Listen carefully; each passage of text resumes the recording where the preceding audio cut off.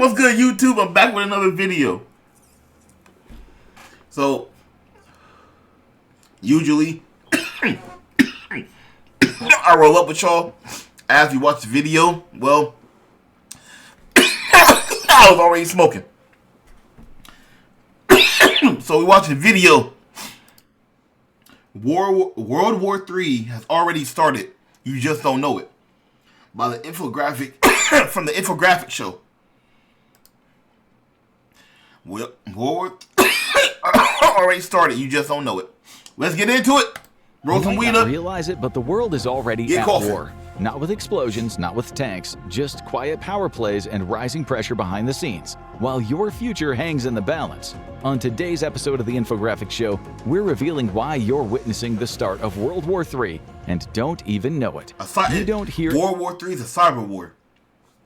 I think World War I was more on ground, was a more ground-to-ground war. Just throwing hands for real, throwing guns and just blazing and shit on the ground. World War II was on the ground, but that went into really a chemical war. Like, World War II was really a chemical war. About, like, honestly, yeah. The war of World War II, I think, pretty much was like a war of a technology. Like the start of technology. Like, who can make the craziest chemical, who can make the biggest bombs, who can make the best planes, who can make the best tanks, the best equipment. That was, like, World War II. Now we're in World War III. And this one is about who has the best technology. Like the best. This is a technology war. The most advanced technology. Pretty much what it is. Everything's on cyber. Everything's cyber now. Cyber attacks, scam, crypto, Bitcoin getting hit globally, electrics out, no communications. Like, yeah. Any air raid sirens when you wake up. No one's told you to ration gas or line up for enlistment. Your street looks normal. The news seems depressingly normal, so it's easy to assume the world is normal. But take a closer look. Your grocery bill jumped again this week because a shipping lane thousands of miles away just became a war zone. The app you use every day suddenly goes dark in half a dozen countries, not because of a glitch, but because two superpowers are punishing each other with tech bans. And that unimportant headline about yet another drone strike? Well, it's connected to the last one you saw and the one before that. Analysts say we're watching multiple regional conflicts beginning to function like pieces of a single global confrontation. And if history is any tell, that slow grinding shift from peace to something far more malicious might be the start of another world war. The typical image of a world war is a gigantic no-holds-barred guns and tanks affair. Entire nations declare war, mobilizing millions as battles sprawl out across whole continents. But today the definition is far more slippery. And that matters, because what we mean by war might have already shifted. In the 20th century, the term World War referred to conflicts which most or all major powers of the time were drawn into. Fighting erupted across multiple countries and across land, sea, and air. But the gist of it is that those classic wars were also extremely visible. You could see the tanks rolling across the vast Eurasian steppes in newsreels. You heard about conscription in every corner. And you and everyone you knew were rationing food and rubber and metal. So the recurring themes are there. Conflict between multiple great powers, or at least a single great power alliance fighting another, engagement across multiple regions and theaters, and the mobilization of national economies, societies, and armed forces in a way that shakes the very foundations of the global system.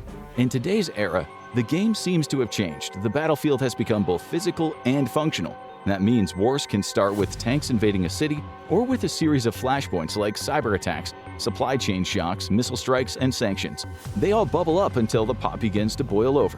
Great powers may not even declare war, but that doesn't mean that they're not engaging in concerted conflicts across multiple domains. Economies may tout peacetime norms, but that doesn't mean that these tools aren't being weaponized.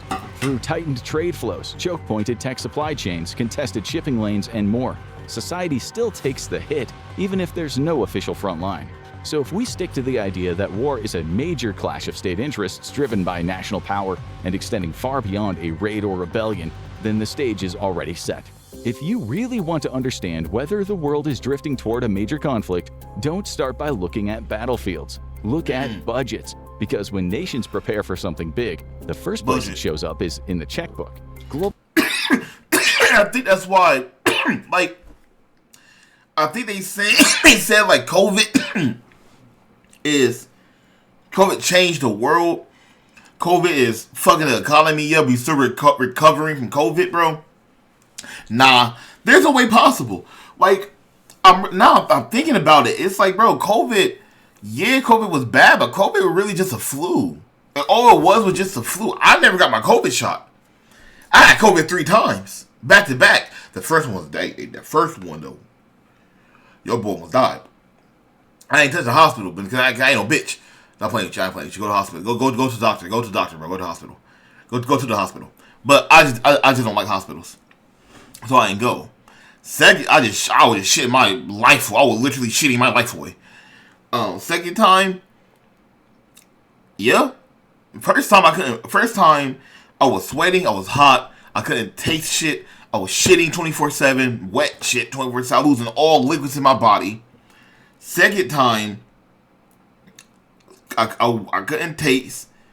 I was dry mouth nonstop. I needed so many electrolytes. I had no electrolytes in me. Third time, I was just a little sick. But it's all COVID. And yeah, but they saying COVID it killed our economy, bro. Nah, I just think we were just low key doing in war at that time. We were just in a war. I was in a that probably was really the start of start of World War III. That's probably where it really started, really going. Military spending hit a record $2.72 trillion in 2024. Taxes was feeling unwelcome. Wow, that's crazy. Now A rise of 9.4% in a single year, the steepest jump since the Cold War and the 10th year in a row that global defense budgets have climbed. More than 100 countries increased their military budgets, and many did so while reducing social or domestic spending. That is not normal behavior for a peaceful world. The biggest spenders are exactly the nations you would expect in a global power confrontation: the United States, China, Russia, Germany, and India. Together, they account for the vast majority of global military investment, and all 5 have increased spending to prepare for longer, more complex conflicts. Nowhere is this shift sharper than in Europe and the Middle East. Europe's military spending, including Russia, rose by 17%, pushing the continent to levels not... Well, Europe, due to Ukraine, due to Russia invading Ukraine. Like, if I live in Ohio, right? So, if, I don't know, fucking in Michigan invaded, my bad. If Michigan invaded Indiana, I'm gonna increase my defense. I'm gonna increase my defense. I'm next to them niggas. Like, bro, if Michigan's a top 3, like Russia, top 3 strongest militaries in the world, right? If they attack one of the weakest countries, India, Ukraine, India, I'm going to increase my defense. Like, I'm going to increase. I'm going to spend more. I'm going to spend more. Because what happened when World War II happened? Germany did the same shit. They hit Poland. Right? And they went ballistic. They don't want that shit to happen again. So yes, if I'm Europe, I'm going to increase my shit. Yeah, I am. Yeah, I agree. Yeah. I don't agree with it, but yeah. Seen since the Cold War. Last year alone, Russia's defense budget alone surged 38%, reaching 7.1% of its entire GDP. Numbers associated with wartime mobilization. Ukraine, fighting for its survival, is spending a staggering 34% of its GDP on defense, one of the highest proportions in modern history. The Middle East is also rapidly rearming. Defense spending across the region has surged in response to escalating tensions. The combination of missile exchanges, proxy wars, and strategic choke points like the Red Sea has created a regional arms race unlike anything in decades. And we're all bound to feel the effects sometime or another. You see, when governments shift tens of billions into fighter jets, missile defense systems, and naval expansion, that money has to come from somewhere. If your government suddenly finds cash for new submarines, but it says there's no room in the budget for basic things like infrastructure, education, or healthcare, You're watching the civilian side of a slow-motion mobilization. All of this money is flowing toward the same 3 pressure points: Europe, the Middle East, and the Pacific. These are the places where the next chapters of the conflict may already be unfolding. If there is one place where World War III would plant its flag first, it's Eastern Europe. For sure. Russia's full-scale... For sure. Okay, before I'm at y'all, I'm high. It's a reaction channel. I'm reacting and talking. You don't like it, don't watch me. Anyways, it's like with Russia attacking Ukraine. That's the first battleground. That gonna be a big battleground. That's like if you're entering World War III, and it's like fuck it, everybody attacking. Russia's just really gonna wipe Ukraine off the map. I feel like Russia didn't really wipe Ukraine like that because of NATO. That's probably why Russia's low key holding back, because they don't want to they don't want to lose too much and release everything, because just in case if NATO attack. But prolonging a war going to eventually make Russia lose all their resources. So then we'll start there. China going to invade, I think, Taiwan. I think they want Taiwan. If China invade Taiwan, that's going to the Pacific. I think that's a Pacific, yeah. That would be the War Pacific, with Taiwan and Japan and shit. Japan will enter that war too. It will be a fight there over Taiwan, and the U.S. going to be in that war too. The U.S. will also be in the Ukraine war a little bit, but I don't think we're going to drop troops there unless we really need to beat Russia. Like, if okay, yeah, we really going to help. We're going to really help Ukraine because Russia tripping, and we're going to focus on Russia. That's when they're going to drop troops there. Like World War II, we didn't focus on Germany. We focused on Japan. We beat Japan. Then we went to Germany next. Then we went to Europe next to help Europe out. Now the next land, the Middle East, Israel, Palestine, Israel, and Iran. That gonna be a crazy war. That one we would deal with first. We're gonna get on here. You on your camera. They can see me? Well, I mean, you're blurry, but they can see me, but you're blurred out. Am I loud? Yeah, I'm about to come over there though. Okay, go ahead. I'm about to get my stuff. Okay. So we will focus on the Middle East first though, type shit. Like we focus on the Middle East, and with Israel, yeah, pretty much what I'm saying is the locations would be Ukraine, Russia, Middle East would be Middle East, Israel, and Iran, China, Japan, Taiwan, and the United States. Pretty much what it is. The invasion of Ukraine has dragged on for years, and instead of slowing down, it's evolved into something far more dangerous. A grinding industrial slog dominated by the specter of drones and missiles. Russia is now producing drones on a scale that analysts once thought impossible, launching thousands per campaign. Ukraine fires back with its own drones, so many in fact that some military reports estimate up to 75% of battlefield losses on both sides now involve unmanned systems. Basically, that means a huge chunk of modern warfare is just guys in bunkers furiously piloting flying lawnmowers at each other. The old image of tanks rolling across Europe has been replaced with a sky full of buzzing, exploding GoPros. Ukraine's lucky it's not fighting alone, at least in the figurative sense. Though political priorities constantly shift, Ukraine remains supported by the largest industrial base in the world: the US, the European Union, the UK, and dozens of supporting states. They're all funneling weapons, training, ammunition, intelligence, and air defense systems to where they're needed the most. But another challenger is emerging. Beyond, and perhaps even behind Russia, a group some analysts now call the Axis of Upheaval is coming to the fore. This blooming partnership between China, Russia, Iran, and North Korea has everyone watching. Yeah, that's some dangerous shit. That I didn't even think he gonna talk about this part. That's some dangerous shit. If the Middle East, China and Russia, and North Korea, and they strong, but I guess they're not really strong, but they're strong. All come together to go against the U.S., bro. It's gonna be bad on us. It's gonna be bad on us. It's gonna be bad, especially on NATO and Europe. Europe don't have the power like that. Europe can, bro. It's one. I bet y'all. It's 1 and 2. The strong is 2 and 3. Russia 2, China 3 nation teaming up, then Iran's strong as fuck too. Man.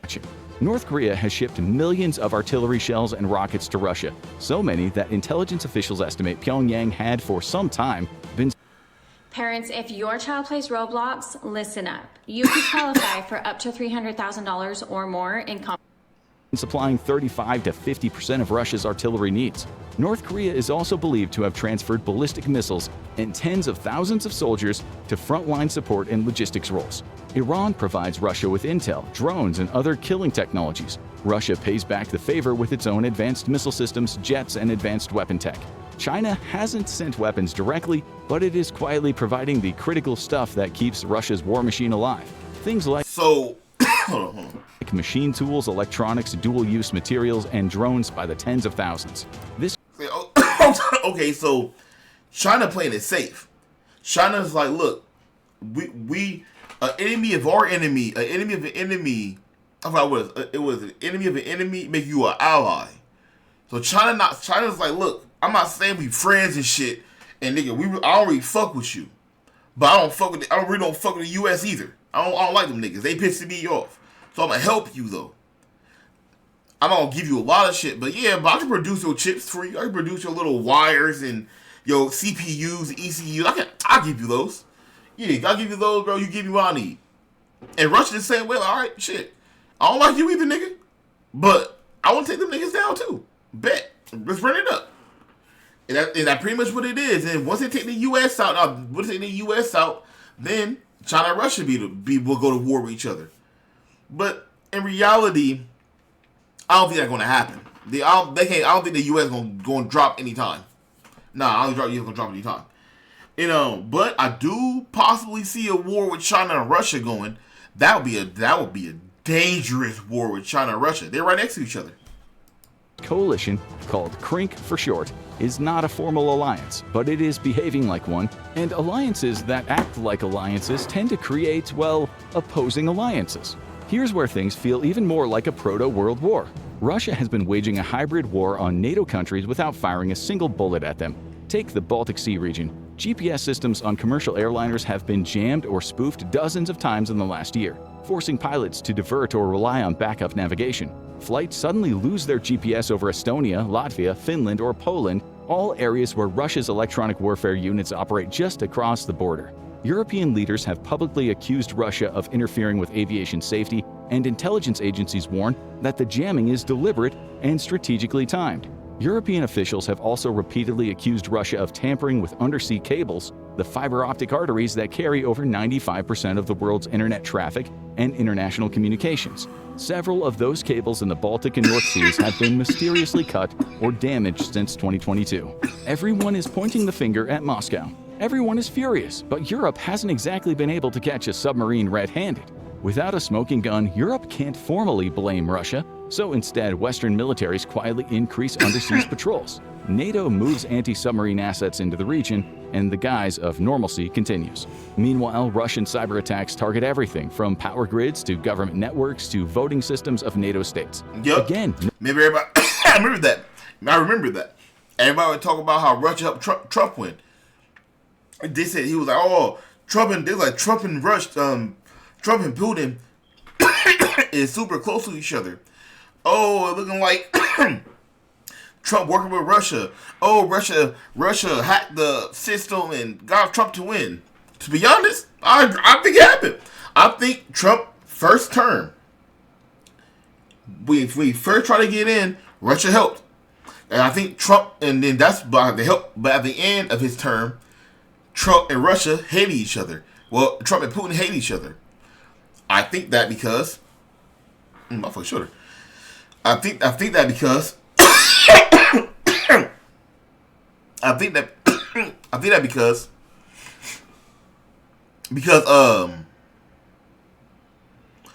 I think Trump promised Russia something in the beginning, and he said, "Look, if you help me win, I'll give you blah blah blah blah. I'll be the president, so I can do boom boom boom. I'll give you as this and this." And I think when Trump became president, he was like, and I think that would made probably made Putin mad. The Putin Obama was cool. We had no issues. Now we got issues. There's a lot of issues. Nobody is officially at war, but everyone is sure acting like they're preparing for one. It feels eerily like the Balkan crisis of 1914, only it's not, it's bigger. If Ukraine is the land war shaping Europe's future, the Middle East is the region where every fuse seems to be lit at the same time. The Middle East has always been a powder keg, but in 2024-25, it started looking less like a keg and more like an entire aisle of fireworks with sparks flying in all directions. For decades, Iran and Israel fought in the shadows, waging hybrid warfare. Cyber attacks here, sabotage there, proxy battles across the region. Then 2024 blew that rule book to pieces. In April, Iran launched around 170 drones and missiles directly at Israel from Iranian soil. It was the first openly acknowledged attack of its kind, and it forced the US, Jordan, Saudi Arabia, and several European militaries to help intercept the barrage. Then in 2025, after a series of Israeli strikes on Iranian nuclear and missile sites, Iran fired over 100 drones and additional missiles back across the region. It was called a pseudo-declaration of war. In September 2024, Israel carried out an operation that planted explosives in pagers distributed to Hezbollah Protect your dream home Looking good. under our roof. Yeah, hey, that American Israel-Iran Family war is Insurance. crazy, bro. Like that's a really crazy war. Like, I've been seeing the videos. I've been seeing the videos on X and shit of like the missiles dropping, bro, and people getting hit in the buildings, bro. The Middle East is nothing but war, bro. That's really just nothing but bombing shit. Like it's really crazy, honestly. On 2 consecutive days in Lebanon and parts of Syria, thousands of those devices detonated simultaneously. The incident wounded thousands and killed dozens. The attacker was never officially named, but retired Israeli intelligence agents and major media reported that it was an operation by Mossad and the Israeli military. Europe, the US, and others watched and mulled over how the threshold of modern war came to include booby-trapped pagers, something nobody had on their bingo card. While rockets flew overhead, another battle is fought in total silence. Iranian-backed hackers hit Israeli water systems, hospitals, banks, and anything else that keeps the country running. Israel fires back with cyber attacks of its own, aiming to blind radars and shut down networks. These cyber attacks rarely stay contained. When ports, telecom hubs, and energy grids get hit, the shockwaves can spread on a continental scale. A power glitch in Haifa, for instance, can slow shipping in Rotterdam. Hacked servers in Tehran can delay deliveries in Chicago. You don't need to be in the Middle East, in other words, to feel the effects of this hybrid conflict.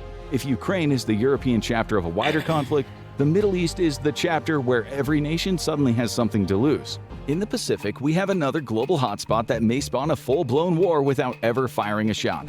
Over the past few years, Taiwan has become ground zero for the modern version of creeping war. What we're seeing is not full-scale invasion yet, but a relentless campaign of pressure and coercion aimed at setting the conditions for future conflict. This is evident in several ways. China want Taiwan because it's closer to the U.S. That's why we're fighting for Taiwan. Oh, that makes fucking sense. That makes sense. I gotta start looking at the globe. I gotta look at the globe more. That's why we're fighting for Taiwan. Like, I knew why we want Greenland. Like, I knew why, I know why Trump did what he did with Venezuela, because we need the oil, one. And two, they were sending oil to China and Russia. Fuck them. So I know for a fact, it was cool. Like, we need Venezuela oil. We stopped the shipment to China and Russia. Because, bro, now watching this and really thinking about this shit and smoking, nigga, like, it's really crazy how close to World War we really are. We're really fucking close. And it's like, yes, anyways, so I see why we want Greenland. Because Greenland is really in our backyard. Like, it's really in our backyard. Even though Greenland is like in NATO and we have access to put military shit there, we know we need that shit on lock. Like, okay, no, like, it's our shit. This is like, we can do it. You can't do shit with nobody over there on the Eastern Hemisphere. No, you only do shit with us. You can't switch up. Because they was to be like, Denmark was to be like, nah, I'm leaving NATO and I'm gonna join Russia. Russia can just put all their military shit there. China can send their shit there. Now, just like the Cuban Missile Crisis, they were close enough to send missiles to the Florida. Now, from Greenland, you're close enough to send missiles. I think it touched in New York. I think on New York side. Yeah, New York side. Yeah, New York side. So like it can touch our home. It can touch our homelands. So, that makes a lot of sense. That makes a lot of fucking sense. So Taiwan the same way. I mean, China can Taiwan technically in our backyard. That can China access to really fight and put Navy bases around that like Pacific. It gives them access to the Pacific, and it gives them better ways to watch what we do in the Pacific. This makes sense. This is making sense. China regularly deploys waves of aircraft into Taiwan's Air Defense Identification Zone, or ADIZ, sometimes sending dozens of jets at once to rattle the nerves and exhaust air defenses. In the sea, the so-called gray zone tactics take the form of fishing boats, Coast Guard vessels, and naval assets swarming disputed shoals and corridors. One recent report estimates that out of nearly 12,000 vessels in contested waters around Taiwan, 128 to 209 boats exhibited behavior consistent with gray zone operations. However you book your hotel, first check Kayak to see what lots of people say about where you're planning to stay. Then do what If that wasn't enough, the Pacific Front includes stealth operations you barely notice. Consider from time to time when your Netflix stream stutters and your online meeting freezes that somewhere potentially a submarine cable is being tapped or ransacked. Across the That probably happened to me all the time on League of Legends. I'll be playing League of Legends out of nowhere. I get this crazy lag stuff, bullshit, then I die.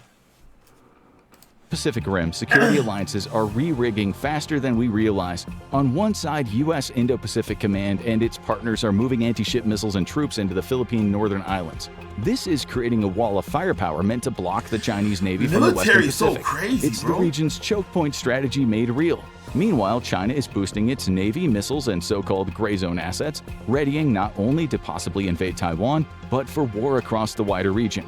For all of us, this should signal that this remote island dispute is not so remote anymore. We can't stop buying devices made with chips from this region. Our cloud storage depends on cables and satellites routed through those same waters, which bears reasoning that in our everyday life we might soon see the cost of our new laptops skyrocket in price because shipments have to reroute around contested waters. You might see corporate emails saying that they're pausing service in the Indo-Pacific owing to ongoing geopolitical disruptions. Meanwhile, Chinese fighter jets continue to slice through Taiwanese airspace. Thanks to Russia, when a military today gears up for an overt invasion, the world braces. But when it engages slowly, changing supply routes, launching gray zone sweeps, and disrupting electronics and logistics, the war may already be underway.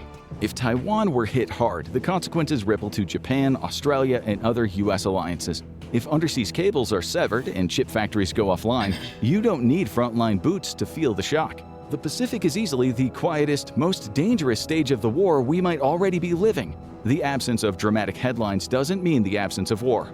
Want to know where else conflict is heating up? Look up.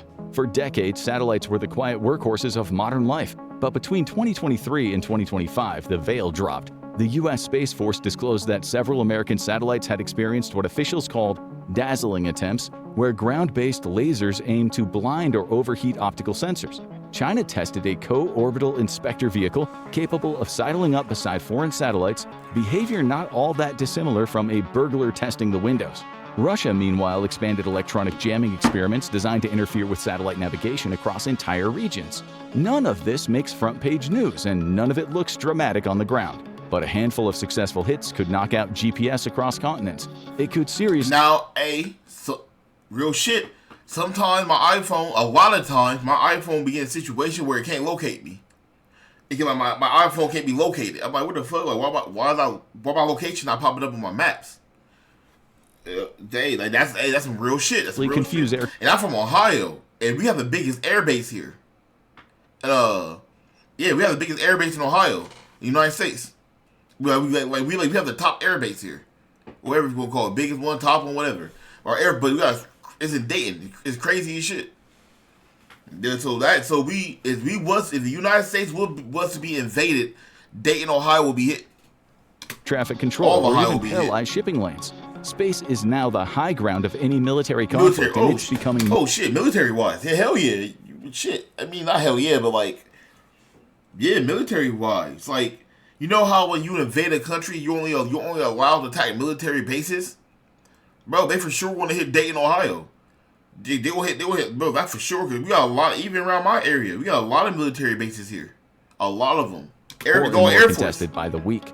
So how do you know if you're living through the early chapters of World War III? It's not like you'll get an alert saying, "Breaking, World War III has entered the chat." Instead, you have to recognize the symptoms. Think about it again in logical terms. Multiple major powers are actively fighting proxy wars across 3 continents. Over 100 countries just raised military spending simultaneously, something that hasn't happened since the Cold War.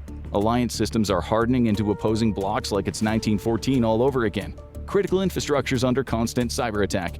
Global supply chains are reorienting themselves into us versus them terms. Nuclear powers are directly striking each other's assets. Iran and Israel, for instance. Space is being weaponized and silently contested, and everyday items are suddenly exploding, expensive, or unavailable due to what news anchors politely call geopolitical tensions. Your government is discussing war economy measures while very carefully calling it something else. If even half of that sounds familiar, you're living through what historians might eventually call the opening phase of World War III. If all of it sounds familiar, you've been paying attention.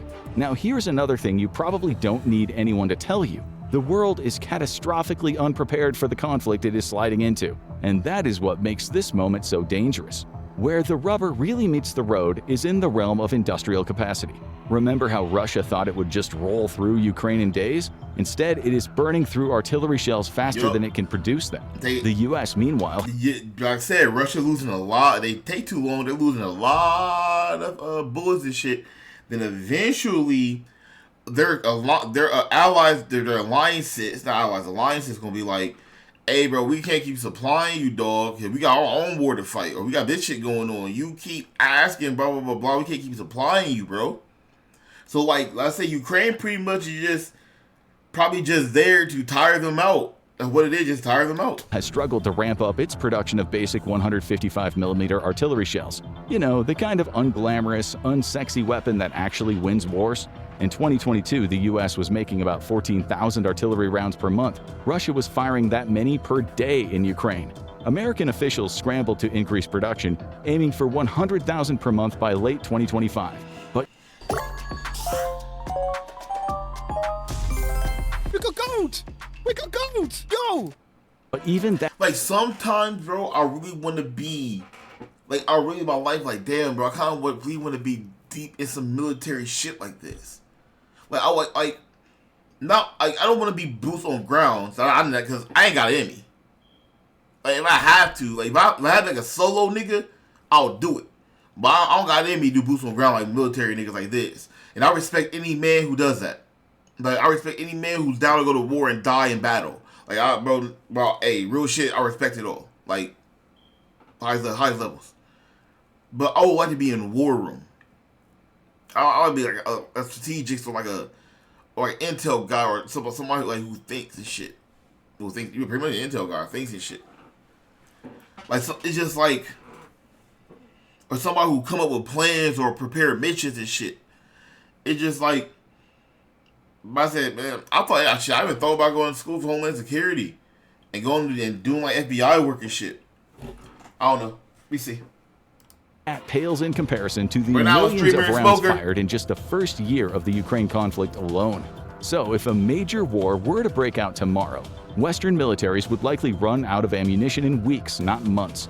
The industrial base that built 50,000 Sherman tanks during World War II is long, long gone.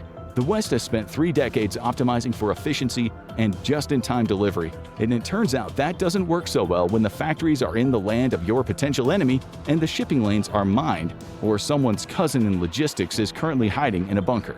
And it's not just the militaries that aren't ready, it's all of us. Most people in the West haven't experienced war since their great-grandparents' generation. Yeah. We have zero cultural memory of rationing, blackouts, or cities under bombardment. When European officials recently floated the idea of stockpiling emergency supplies, the public response was basically, LOL, okay, boomer. But here's what actual war preparation looks like in countries that take it seriously. Sweden, after abandoning 200 years of neutrality to join NATO, sent every household a 32-page booklet entitled, If Crisis or War Comes. Finland, which shares an 830-mile border with Russia, never stopped teaching its citizens about wartime preparedness. The EU has been Well, yeah, you're sitting right next to Russia. urging its citizens to keep 72 hours of emergency supplies at home at all times. A recent survey found that only 1 in 5 American households have a contingency plan for when things go south and emergency strikes. Many don't have enough food or water for even 3 days. While many major U.S. cities have emergency plans, they often assume functioning supply chains, an assumption that falls apart the moment a conflict disrupts shipping and triggers panic buying. Remember the great toilet paper shortage of 2020? Now imagine that. But it is literally everything, and it's not about to end anytime soon.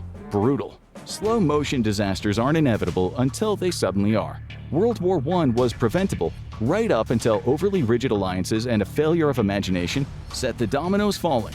The difference this time, we have nuclear weapons, faster communication, and automated systems that could escalate before anyone has time to think. But we also have survived 45 years of Cold War standoffs through sheer luck and individual humans refusing bad orders. Could we survive unscathed again? The dominoes are wobbling, and only time will tell. If we really are witnessing the start of the next big conflict, what would America actually do? Watch U.S. World War III plan to see how the U.S. expects the conflict to unfold. Or click on this video instead. Hey man, W video. I want to watch that video because that's interesting, man. Like I said, it's really crazy how close to war we really are. Like, because it's like, it seems like it's that'll happen, but like when it can really happen. It's like because like they're trying, like people have been really trying to get to the U.S. for so many years, and all they have to do, and I think they're gonna try. I think what really will fuck the U.S. if we have a civil war. If we have another civil war in the United States, bro, it's over. It's over. If they're gonna try to invade us, they're gonna try to do blackouts and shit and invade us and shit. They're gonna start sending spies and shit here, trying to get troops here and get ready and invade us. They start slowly moving to neighboring countries and try to get us if we have a civil war here. That means we have to spend money and bring our military back and spend money to stop the civil war here. And but I think at this point with Trump, I think he's doing what he's doing. He just don't give a fuck. He said, bro, I don't give a fuck. Because honestly, bro, like thinking about it, I just don't give a fuck. I don't give a fuck. It's what it is. Yup. Oh, you're bringing drugs and shit into my country. Okay, you've been doing it for like 100 years anyways. You won't keep doing it. I don't give a fuck about you bringing drugs here. I just want your damn oil. You're not giving it to me. You're giving it to my enemy. So I'm gonna say some bullshit. I'm gonna say some bullshit. You're bringing drugs here. You got a cartel. You're coming illegally. Stop doing it. Okay, you're not gonna stop doing it. You can't control your cartel. Okay, cool. So I'm going to come do it for you. Oh, well, look, oil rigs. Oil containers. Oh, wow. Yeah, I think there are drugs on here. I'm going to seize this. Oh, this was going to Russia. UK, Russia ain't have it. Oh, Chugu, this one will go to China. They can't have it. It's ours now. We're going to take it. We use it. Oh, yeah, also, to let you know, too, we got your leader. Yeah. I sent my niggas in there, what, about 8 hours ago? I sent my niggas in there about 8 hours ago. And they got it done in 4. And they back. Nobody died. I mean, on our side, nobody died. I mean, your civilians died. But your whole team who protect, yeah, them niggas gone. But, on the bright side, you're alive. But you're coming here, you're going to jail. So, yeah, we want your oil. Then everybody started talking shit. Everybody in Mexico, all the South America saying, oh, we don't agree, blah, blah, blah, blah. Oh. Don't act like I can't come get you too. This is literally Trump's ego. Oh, don't act like I can't come get you too. I'll come to Mexico because you got cartel running your shit. You know what? Let's do that. I'll come get you two, grab you, and I'll establish my government down there. Now we have control of North America and all of South America. We just let Canada be Canada. And real shit, we wanted to. We invade Canada, take Canada. Now we control everything. What you gonna do about it? Who gonna stop me? Who? Oh, you gonna cry to Europe? What Europe gonna do? They gotta worry about Russia and China. They can't worry about us. What? They not want to be our allies no more? Okay, cool. Fuck them.